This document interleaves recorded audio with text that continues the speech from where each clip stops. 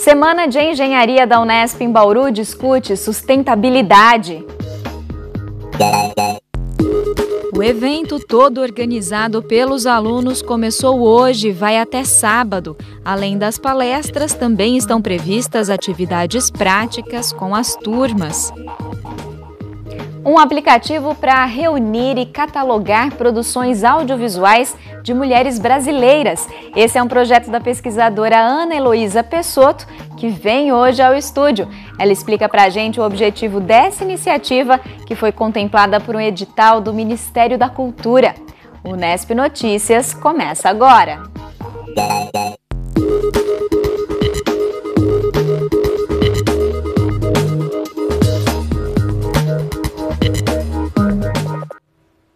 Boa tarde. Começou hoje no campus da Unesp em Bauru mais uma edição da SEMENG, a Semana de Engenharia. Toda organizada pelos estudantes, essa é uma oportunidade para eles discutirem temas importantes da área e trocarem experiências. A 22ª edição da Semana de Engenharia tem o objetivo de aproximar os futuros engenheiros do mercado de trabalho. A programação segue até sábado com 36 palestras, 16 minicursos e 4 workshops. O tema deste ano discute a engenharia sustentável e o futuro das próximas gerações.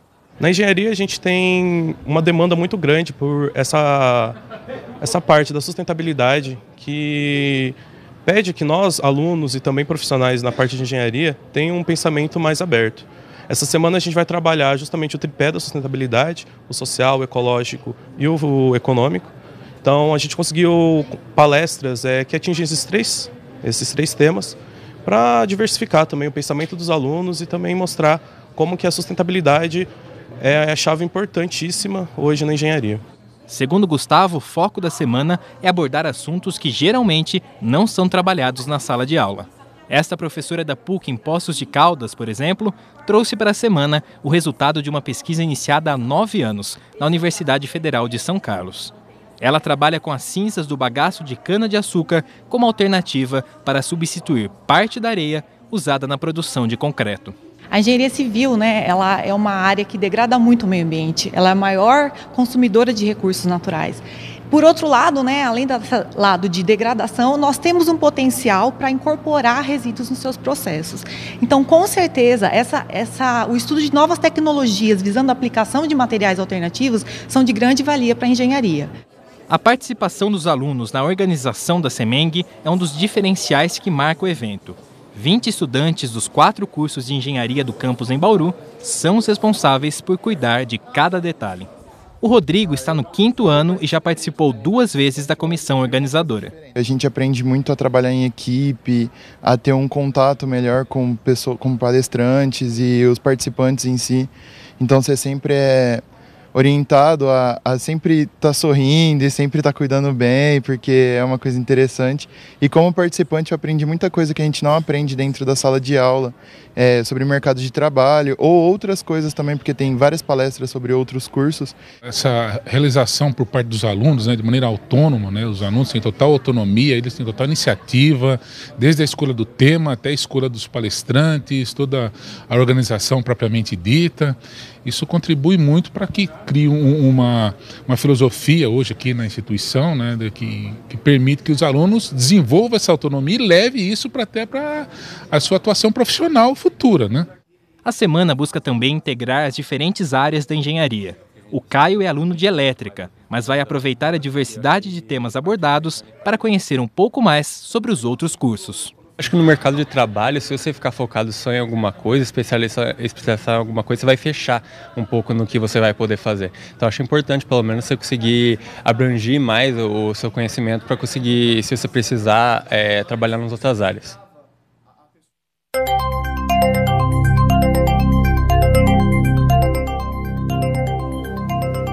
O tempo seguiu firme durante todo o fim de semana aqui na nossa região, com temperaturas amenas durante a noite e também durante a madrugada, condições típicas do outono.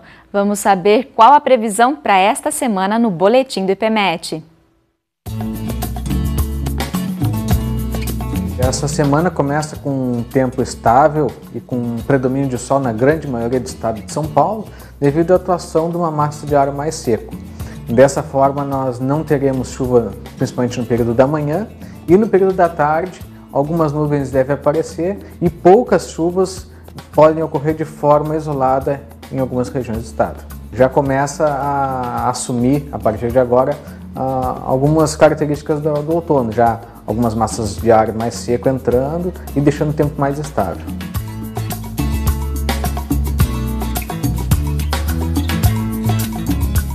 A gente vai ter temperaturas um pouco mais elevadas no período da tarde, não muito quentes, mas temperaturas estáveis entre 30 e 31 graus no decorrer da semana, e durante o período da manhã, né, nas primeiras horas da manhã, temperaturas entre 18 e 19 graus.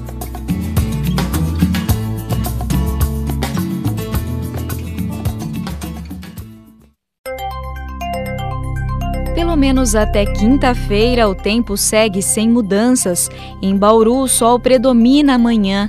Agora, a umidade do ar está em 55%. São registrados ventos de 5 km por hora. A temperatura mínima hoje foi 19 e a máxima chegou aos 30 graus. Para esta terça, mínima novamente de 19 e máxima de 31 graus. Agora é hora de falar de uma iniciativa muito interessante para incentivar e facilitar o acesso do público a produções audiovisuais feitas por mulheres brasileiras. É um projeto da pesquisadora Ana Heloísa Pessotto, que está aqui com a gente hoje no estúdio. Ana Heloísa, muito obrigada pela sua presença. E a Ana Heloísa, ela participou de um edital do APP para a Cultura do Ministério da Cultura, foi contemplada e está desenvolvendo uma base de dados chamada A Cineasta em forma de aplicativo para reunir e catalogar as produções feitas pelas mulheres. Ana Heloísa, para a gente saber mais detalhes, né, como que surgiu essa sua ideia de produzir, né, esse aplicativo? A ideia iniciou, na verdade, com a minha pesquisa de mestrado, né, que eu fiz mestrado em comunicação, onde eu estudava a lei da TV paga. Então, o quanto ela era eficiente para trazer para a televisão a diversidade, a regionalidade e a produção independente. Eu analisei mais de 70 obras e é um percentual muito baixo que era dirigidos por mulheres, né? Tanto séries quanto longas-metragens. E isso ficou na minha cabeça dentre os resultados que eu tinha da minha investigação. Quando eu vi o edital, né, que é o edital APP para a Cultura do Ministério da Cultura, eu percebi que havia ali uma possibilidade de eu tentar resolver um problema que eu tinha encontrado, né? Que se a televisão não estava dando espaço, talvez fosse a ausência do conhecimento sobre essas obras e que essa seria uma oportunidade para abrir um espaço para essas mulheres, um protagonismo delas, falarem das próprias obras e conhecer mais. Também percebi durante a minha pesquisa que havia os bancos de dados que tinham online, muitas vezes não contemplavam alguns detalhes que eu gostaria de saber e que eu tive que ir muito a fundo para conseguir descobrir. Até detalhes para sua pesquisa mesmo. Exatamente. Eu queria saber quem era coprodutor, eu queria saber se tinha sido financiado, porque eu estudei linha de políticas públicas. Me era interessante saber de onde essa mulher falava, né?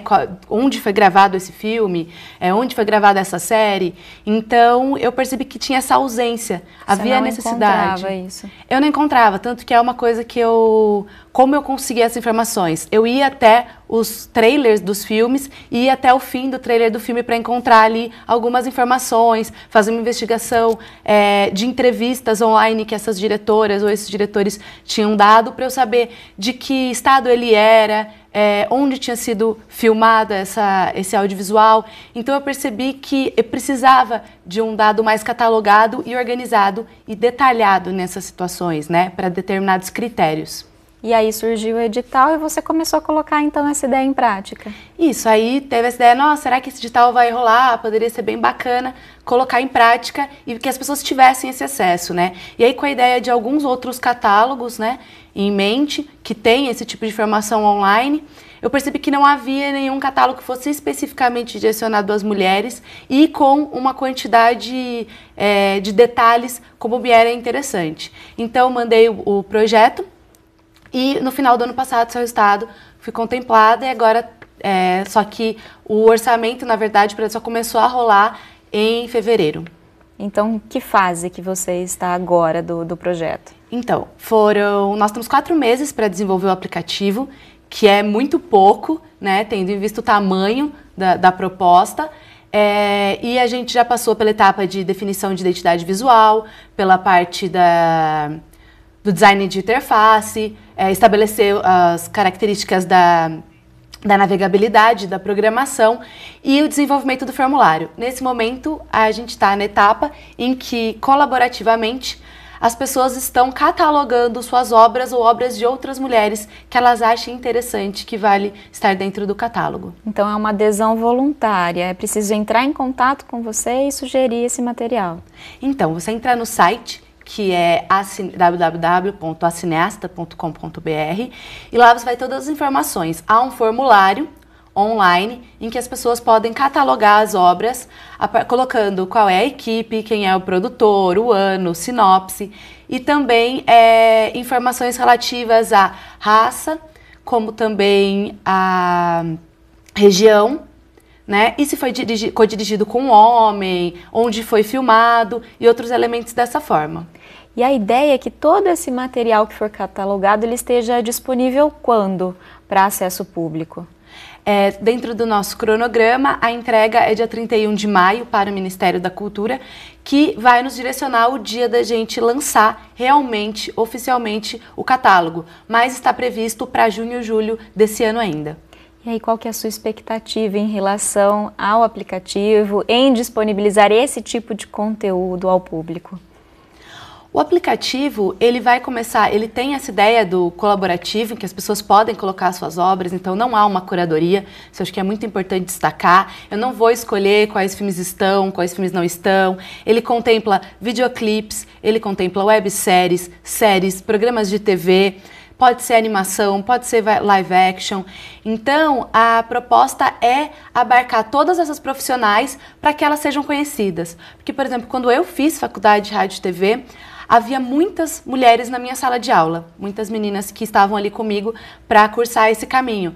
Entretanto, nas aulas a gente só falava mais diretores homens, então qual que é o seu diretor favorito? A gente sempre vem homens à mente, né? Mesmo no meio feminino.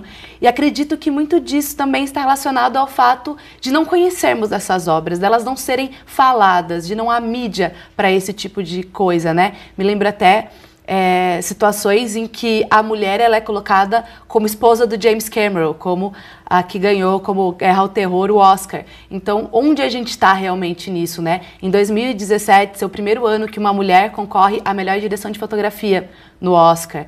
Então, isso são informações que a gente não tem. Você fala, não tem mulher que faça isso. Existem mulheres fazendo isso. E no aplicativo você vai poder pesquisar pela tag equipe feminina. Você vai poder saber se é protagonismo feminino, se é roteiro escrito por uma mulher, se tem direção de fotografia, montagem, direção de arte, som e trilha sonora. Então isso traz muita importância para que as pessoas possam conhecer esse trabalho. Eu quero que as pessoas disserem que elas não conhecem esse trabalho não seja mais uma desculpa, né? Que essa ignorância, a ausência dessa informação não possa mais ser o fato de você não conhecer, de você não saber, de você não citar e não pôr para as meninas como isso referência, as mulheres numa posição de destaque no audiovisual.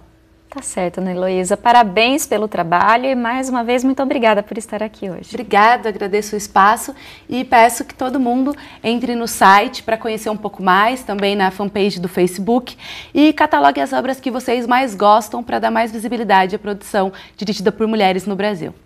Tá dado o recado. Muito obrigada.